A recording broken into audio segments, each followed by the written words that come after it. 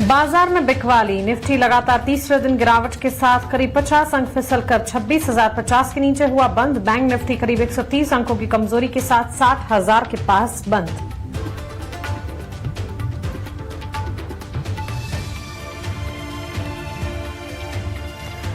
Q3 में मजबूत business update से टाइटन करीब 4% भागा, रिकॉर्ड हाई पर शेयर। कंज्यूमर कारोबार में 40% की सालाना ग्रोथ। वहीं मजबूत बिजनेस अपडेट से सेंको गोल्ड 12.5% और कल्याण ज्वेलर्स करीब 4% ऊपर।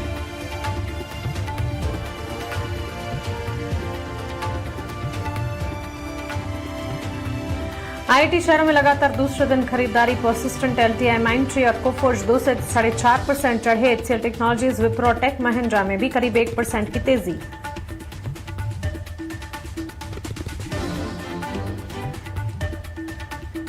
जेपी मॉर्गन के अपग्रेड से टाटा टेक्नोलॉजीज 5% से ज्यादा भागा, लक्ष्य 570 रुपए से बढ़ाकर किया 710 रुपए। वहीं मॉर्गन स्टैनले ने इंडियन होटल्स की रेटिंग ओवरवेट से घटाकर इक्वल वेट की, शेयर करीब 2% नीचे।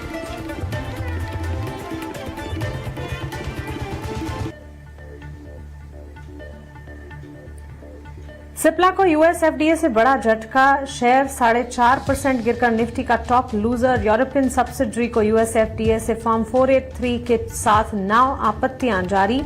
इस यूनिट में हाई वैल्यू और स्ट्रैटेजिक प्रोडक्ट लिनियराइड का प्रोडक्शन।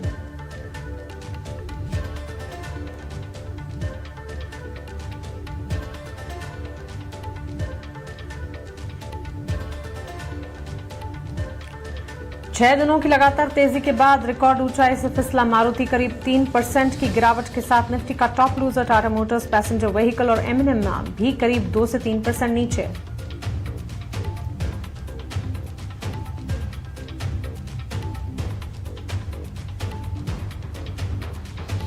लॉक इन पीरियड खत्म होने से मीशो में भारी बिकवाली, शेयर पर 5% का लोअर सर्किट आज 2%। एंकर इन्वेस्टर्स का लॉक इन हुआ खत्म, रिकॉर्ड स्तरों से 32% गिराई है शेयर।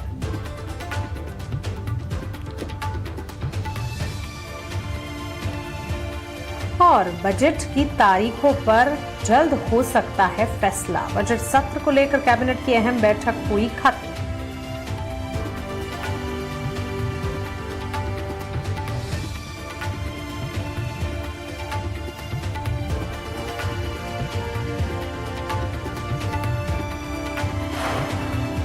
निफ्टी में हमने देखा करीब 130 अंकों की कमजोरी, 60,000 के पास बंद होता है, लेकिन 60,000 के लेवल को टच बेस नहीं कर पाया। वहां से नीचे 60,000 के नीचे क्लोजिंग बैंक निफ्टी में नजर आई। ब्रॉडर मार्केट्स में भी इसी तरह के संकेत। अब 85,000 से नीचे 84,941 के इर्द गिर्द सेंसेक्स में हमने क्लोजिंग देखी है।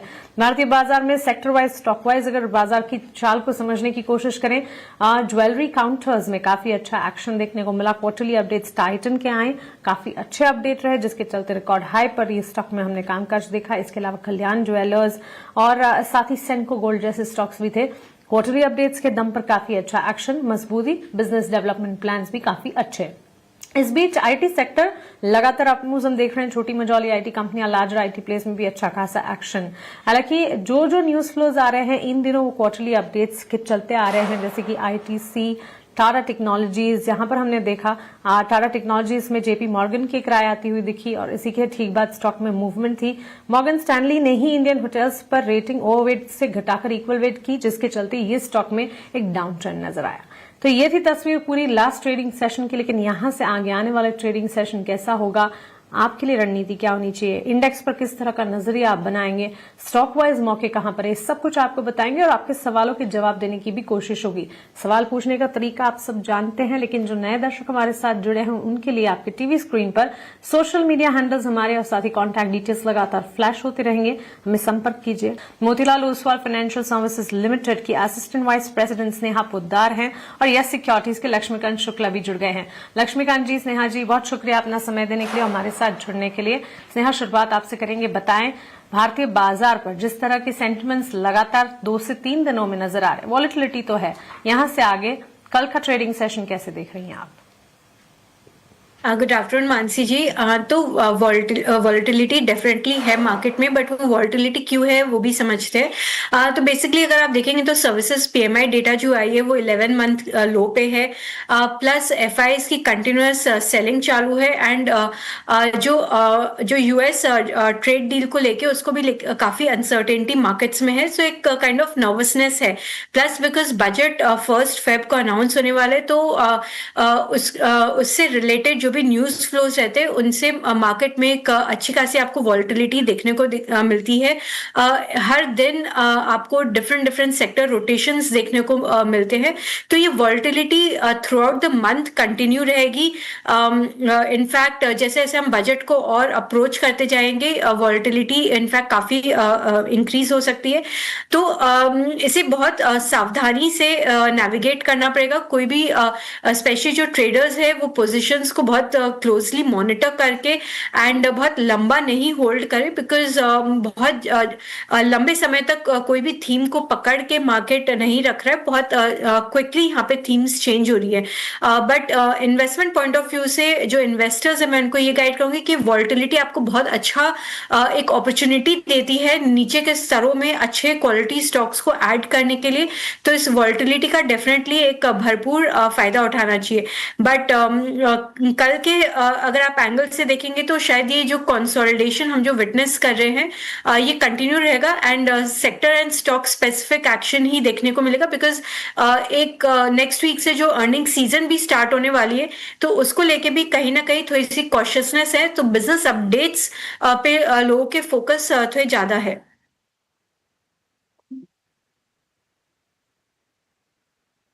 एब्सोल्युटली। तो चलिए, अर्निंग सीजन से ठीक पहले कॉशियस आउटलुक जरूर रखना है, क्योंकि अर्निंग सीजन से ही पहले इस तरह की वॉलेटिलिटी भी हम देख रहे हैं।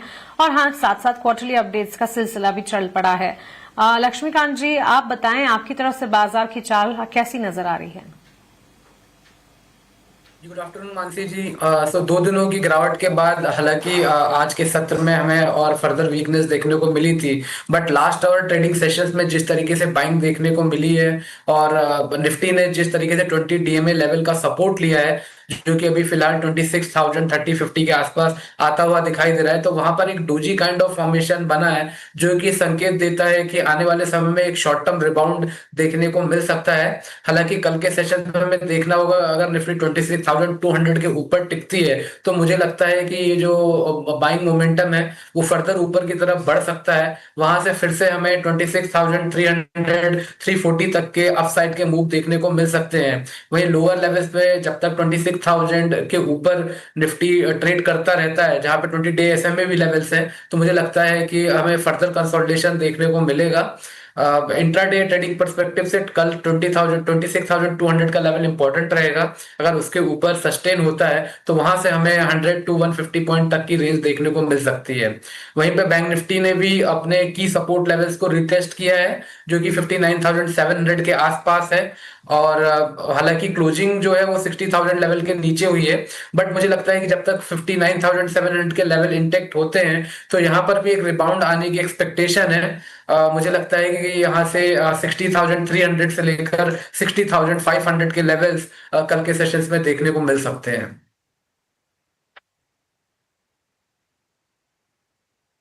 एब्सोल्युटली। तो चलिए, इंडेक्स पर नजरिया हमने जाना और यहां से आगे इंडेक्स की तस्वीर कैसी नजर आ सकती है ये भी संभावना हमने समझी। लेकिन हम आगे बढ़ते हैं और अब सवाल जवाब के सिलसिले को शुरू करते हैं। और पहला सवाल हमारे व्यूवर का देख लेते हैं। मेहताब आलम लिखते हैं, रिलायंस पर उन्हें 1 साल का नजरिया चाहिए।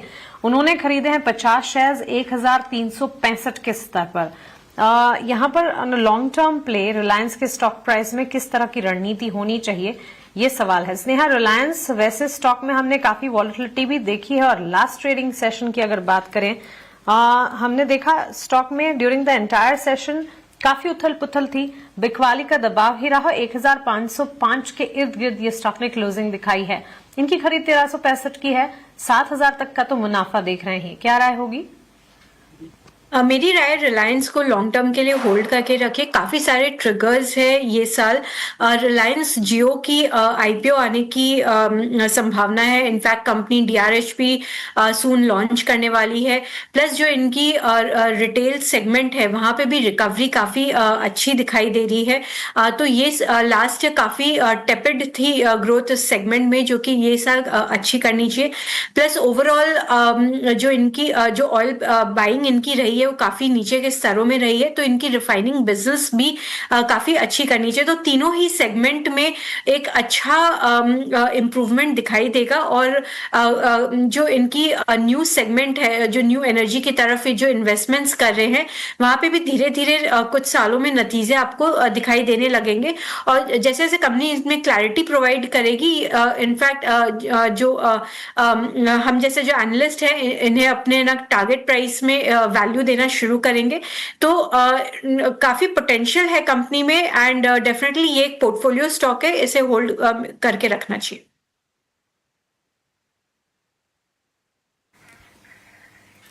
ठीक है, पोजीशन को बरकरार रखें। ये राय फिलहाल रिलायंस पर आपको मिलती हुई दिख रही है। वैसे भी काफी बड़ा कॉन्स्टिट्यूएंट माना जाता है, लार्जर प्लेयर है, और इस स्टॉक में तेजी या मंदी काफी हद तक मार्केट को, बेंचमार्क इंडेक्स को इम्पैक्ट कर जाती है। एक और सवाल देख लेते हैं।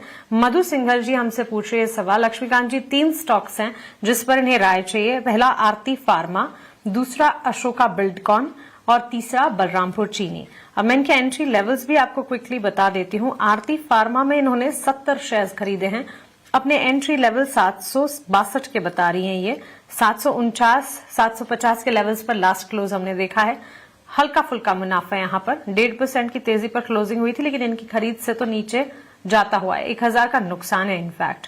वहीं अशोका बिल्डकॉन 115 शेयर्स खरीदे हैं 221 के लेवल पर।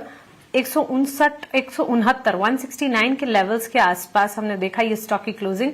2% की तेजी वहां पर भी है, लेकिन इनकी खरीद के स्तर ऊंचे हैं तो नुकसान झेल रहे हैं। और बलरामपुर चीनी में फायदा है। बलरामपुर चीनी के इन्होंने 262 शेयर्स 623 के दाम पर खरीदे हैं। 437 के लेवल पर स्टॉक में हम देख रहे हैं लास्ट क्लोजिंग। काफी अच्छा मुनाफा देख रही हैं बलरामपुर चीनी में। तीनों शेयर्स पर राय क्या होगी?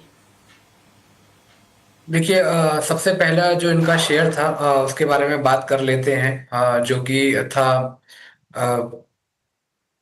हाँ, अशोका बिल्डकॉन। सो यहाँ पर जिस तरीके से मूव देखने को मिले हैं वो लोअर साइड पे ही देखने को मिल रहे हैं। हालांकि आज के सेशंस में एक हल्की सी तेजी देखने को मिली है, बट ओवरऑल जो स्ट्रक्चर है वो काफी बेरिश दिखाई दे रहा है। डेली के चार्ट्स पर 180 190 के स्ट्रॉन्ग रेजिस्टेंस हैं, तो जब तक ये इसके ऊपर ट्रेड करता हुआ नहीं दिखाई देता है तब तक इसमें करेक्शन का माहौल बना रहेगा। और अगर इसके ने अपने प्रीवियस स्विंग लेवल के नीचे की क्लोजिंग दे देता है, जो कि 159 के आसपास दिखाई दे रहा है, तो मुझे लगता है कि वहां से हमें फर्दर गिरावट देखने को मिल सकती है। तो 159 के साथ एक बार ये स्टॉक को होल्ड करके देख ले। अगर 159 के नीचे की क्लोजिंग होती है तो वहां से फिर एग्जिट रहने की सलाह रहेगी। वहीं पर अगर बात की जाए आरती फार्मा की, सो आरती फार्मा में भी जो स्ट्रक्चर है वो बेरिश ही है। एक स्ट्रॉन्ग रेजिस्टेंस 785 790 के लेवल के आसपास दिखाई दे रहा है। हालांकि 2 सेशंस में एक हल्का सा पुल बैक मूव देखने को मिला है, बट अभी भी मल्टीपल हर्डल्स बने हुए हैं। तो यहाँ पर भी मैं इनको एक स्टॉप लॉस सजेस्ट करूंगा, जो अभी फिलहाल आता हुआ दिखाई दे रहा है 720 का। तो एक बार अगर 720 के लेवल्स को होल्ड करता है तो वहां से एक शॉर्ट टर्म रिबाउंड हमें 785 तक, 785 से लेकर 800 लेवल तक देखने को मिल रहा है। तो वहां पर अगर एग्जिट करेंगे तो आरती फार्मा में तो ज्यादा बेहतर रहेगा। और इनका जो थर्ड स्टॉक है वो है बलरामपुर चीनी। तो यहाँ पर भी हमें जो ट्रेंड है वो डाउनवर्ड ही साइड का दिख रहा है। हालांकि एक स्टेबिलिटी देखने को मिली है जब स्टॉक ने अपने लोअर लेवल को रिटेस्ट किया था अराउंड दी जोन ऑफ 420 425 के आसपास, और अभी तक जो बेस है वो भी इसने बना के रखा है। बट अगर इसकी क्लोजिंग फिर से 420 के नीचे होती है तो मुझे लगता है कि वहां से करेक्शन बढ़ सकता है। तो अगर 420 के नीचे की क्लोजिंग होती है तो यहां से भी इनको एग्जिट रहने की सलाह रहेगी।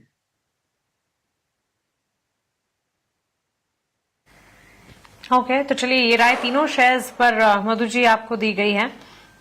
एक और सवाल अशोक सिंह का है, मुंबई से लिखते हैं। गोडफ्रे फिलिप्स पर उन्होंने 15 शेयर्स खरीदे हैं 3095 अपने एंट्री लेवल है। 1 साल का नजरिया है, आपका ओपिनियन, आपका नजरिया, आपकी राय जानना चाहती है। स्नेहा, आपसे एक टेक जानना चाहूंगी। गोडफ्रे फिलिप्स, एक तो इनकी खरीदारी के स्तर काफी ऊंचे हैं, 3000 के पार खरीदारी की इन्होंने। 2160 के स्तर पर हमने देखा गोडफ्रे फिलिप्स में लास्ट क्लोज देखने को मिला।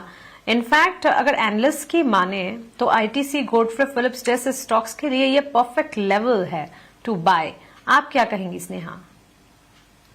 डेफिनेटली मैं इस लेवल पे उन्हें एग्जिट की तो सलाह नहीं दूंगी, बिकॉज जो गवर्नमेंट की जो अनाउंसमेंट है वो कुछ सालों बाद इसमें सिगरेट सेगमेंट में आई है, जो कि पॉसिबल है हर कुछ 4-5 साल में एक बार टैक्स हाइक होते भी हैं। इस बार थोड़े सब्सटैंशियल टैक्स हाइक हुए, जिनके कारण इन्हें सब्सटैंशियल प्राइस हाइक लेना पड़ेगा, जो कि ग्रेजुअली कंपनीज पास ऑन भी करेंगी।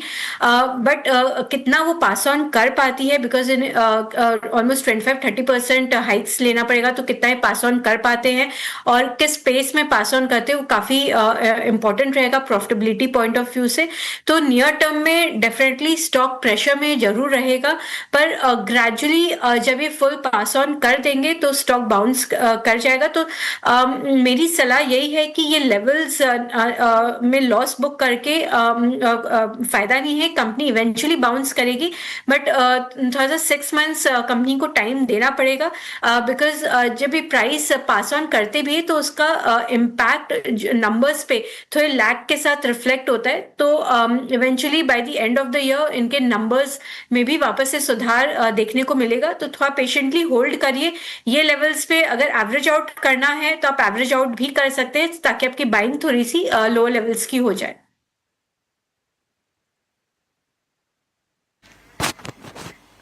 ओके, तो चलिए ये टेक गोडफ्रे फिलिप्स पर फिलहाल हमें मिलता हुआ, लेकिन अब सवाल जवाब के सिलसिले को यही रोकेंगे और रुक करेंगे हमारे अगले सेगमेंट वैल्यू इन्वेस्टमेंट पिक का।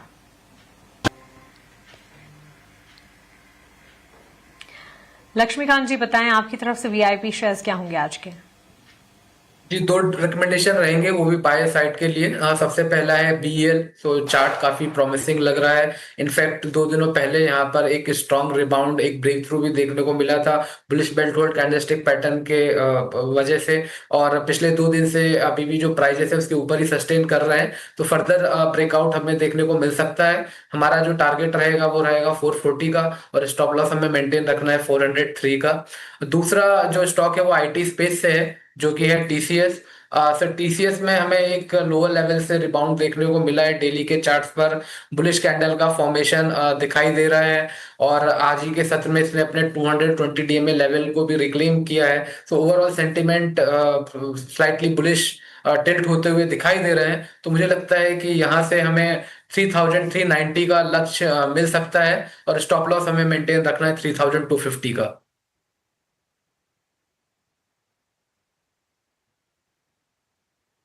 लिए ये राय वैल्यू इन्वेस्टमेंट पिक के तौर पर ये स्टॉक्स लक्ष्मीकांत जी की तरफ। स्नेहा, आप बताएं, आपकी तरफ से वीआईपी शेयर्स क्या होंगे? मेरी तरफ से वीआईपी शेयर में सबसे पहली पिक है एयू स्मॉल फाइनेंस बैंक। तो बैंक ने बहुत ही अच्छे बिजनेस अपडेट्स दिए फॉर दी Q3 क्वार्टर। बहुत ही रोबस्ट नंबर्स, दोनों ही डिपॉजिट और लोन ग्रोथ एंड पे अच्छे नंबर्स आए हैं। प्लस अगर रीसेंट न्यूज फ्लोज आप देखें तो बैंक को आरबीआई की जो अप्रूवल मिली थी for migrating from small finance bank to universal bank, and जो इनकी एफडीआई लिमिट भी जो रिसेंटली बढ़ा दी गई थी, तो ये सब न्यूज फ्लोज काफी पॉजिटिव ट्रिगर्स है बैंक के लिए। Plus bank small mid size banks में one of the best placed banks है। ओवरऑल इनके नंबर्स बहुत ही रोबस्ट है, एंड ये सब डेवलपमेंट से डेफिनेटली इनकी आगे जाके प्रॉफिटेबिलिटी और इम्प्रूव होगी और आरओएस और इम्प्रूव होंगे। तो एयू स्मॉल फाइनेंस बैंक को रडार पे रख सकते हैं with a target price of 1150। मेरी दूसरी पिक है बायोकॉन। सो बायोकॉन ने आज ऑन्कोलॉजी सेगमेंट में प्रोडक्ट लॉन्चेस किए हैं, जो कि काफी पॉजिटिव डेवलपमेंट है। प्लस कंपनी की काफी एक लंबे कंसोलिडेशन जो हमने स्टॉक में देखा है, उसके बाद काफी अच्छे स्वीट स्पॉट पे है बायोकॉन, और कभी भी ये यहाँ से अगर ब्रेकआउट देता है तो पोटेंशियल काफी हाई है, बिकॉज कंपनी के पास काफी रिसेंट में न्यू प्रोडक्ट लॉन्चेस किए हैं एंड काफी स्ट्रॉन्ग इनकी पाइपलाइन है, और जो इनकी बायोलॉजिक सेगमेंट है वहां पे ये बहुत gradually and quickly market share gain भी कर रही है। तो ट्रिगर्स काफी है, एंड सिंजीन से इन्हें एक अच्छा ऑपरेटिंग लेवरेज प्ले भी मिल रहा है। सो ओवरऑल बायोकॉन को आप रडार पे रखिए from both short term and long term point of view with a target price of 460।